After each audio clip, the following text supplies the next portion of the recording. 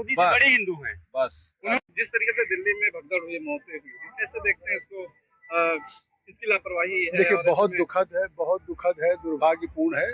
और निश्चित तौर से उच्च स्तरीय जांच रेल मंत्री अश्विनी वैष्णव जी ने किया है। जो भी दोषी होंगे उनके खिलाफ कार्रवाई। अच्छा, इस तरीके से आपने एक जेपीसी बिल पेश किया लोकसभा में, विपक्ष के लोग कह रहे हैं मेरा वक्तव्य हटा दिया गया। किस तरीके से इनके आरोपों को आप देख रहे हैं? आपने देखा होगा, जब उन्होंने ये कहा कि हमारा वक्तव्य हटा दिया गया, तो खुद भारत के गृह मंत्री श्री अमित शाह जी लोकसभा के सदन में खड़े होकर कहा कि 428 पेज की रिपोर्ट है जेपीसी की वक्फ की। अगर इसके बावजूद भी नोट ऑफ डिसेंट में अगर हमारे विपक्ष के साथी कह रहे हैं सांसद कि हमारी कुछ चीजें हटा दी गई हैं, तो उन्होंने लोकसभा के अध्यक्ष से आग्रह किया कि जो भी चाहते हैं उनका जोड़ दिया जाए। हमारी भाजपा को या हमारी सरकार को कोई एतराज नहीं है। इससे साफ है कि ये केवल देश में भ्रम पैदा करने की, गुमराह करने की कोशिश कर रहे हैं।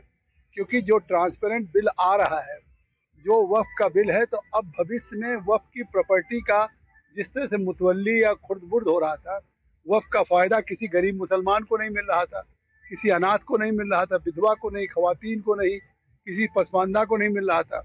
आखिर कहीं भी आप वक्फ की प्रॉपर्टी हर जिले में है, उससे कहीं किसी गरीब की मदद शिक्षा में, एजुकेशन में, अस्पताल में हो रहा है? नहीं। तो आज जो ये कानून लेकर के आई है केंद्र सरकार, ये एक ट्रांसपेरेंट ढंग से कि इसका लाभ गरीबों को मिले। जैसे 3 तलाक में विरोध हो रहा था पूरे देश में, और आज कानून बन गया तो अल्पसंख्यक महिलाएं अपने को सुरक्षित महसूस कर रही हैं। आर्टिकल 370-35A जब समाप्त करने की बात थी, तो महबूबा मुफ्ती जैसी कह रही थी खून की नदियां बह जाएंगी। आज जम्मू कश्मीर वर्ल्ड का टूरिस्ट डेस्टिनेशन बन रहा है और वहाँ पे देश के सारे पार्लियामेंट के पास किए हुए कानून लागू हो रहे हैं। तो स्वाभाविक है कि आज यह भी आने के बाद से जो वक्त का वाकिफ करने की मंशा है वो पूरा होगा। और जो कहीं भी 1911 में ब्रिटिशर्स ने दिल्ली को राजधानी बनाने के लिए कलकत्ता से जमीन अधिग्रहण किया, उसका कंपनसेशन दिया। 1911 के बाद 1970 में वक्फ ने कह दिया कि ये वक्फ की प्रॉपर्टी 123 जो लाखों करोड़ की है। हर जिले में उत्तर प्रदेश के आज ऐसी बहुत सी गवर्नमेंट की प्रॉपर्टी जिसको वक्फ अपने ऊपर कब्जा कर रखा है या वक्फ क्लेम कर रहा है।